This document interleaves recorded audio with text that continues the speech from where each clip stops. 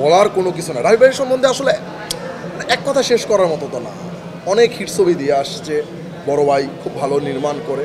আসলে আমার সাথে তার আমি ছোট ভাই, আমার সাথে কম্পেয়ার করেন না।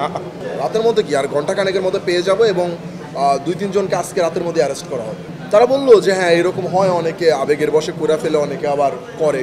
তো এটা আসলে আইনি পদক্ষেপ নেওয়া উচিত, এবং আমরা আইনি পদক্ষেপটা নিছি। আসলে আইন তো সবার জন্য, সুরঙ্গের সময় যেরকম ছিল এখন ওইরকমই আছে। সো ওই আইনের কাছেই গেছি, ওই আইন যেটা তাদের বেলায় করছে আমাদের বেলায় একই জিনিস করবে। ওইটাই তো বললাম যে আজকে রাতের মধ্যে 2-1 জন অ্যারেস্ট হয়ে যাবে। এর পরবর্তীতে যদি এগুলা কেউ করে 100% শিওর থাকে তাকে আইনের আওতা আসতে হবে। প্লিজ এগুলো কইরেন না। একটা সিনেমা আমরা খুব কষ্ট করে নির্মাণ করি, প্রডিউসার অনেকগুলো টাকা লগ্নি থাকে এখানে, অনেকগুলো হল মালিক এখানে ইনভলভ থাকে, একটা ডিরেক্টর অনেক স্বপ্ন, অনেক বছরের স্বপ্ন নিয়ে একটা সিনেমা নির্মাণ করে। প্রত্যেকটা মানুষের আগ্রহটা নষ্ট করবেন না আপনারা। আপনাদের কাছে প্লিজ আমার অনুরোধ এটা।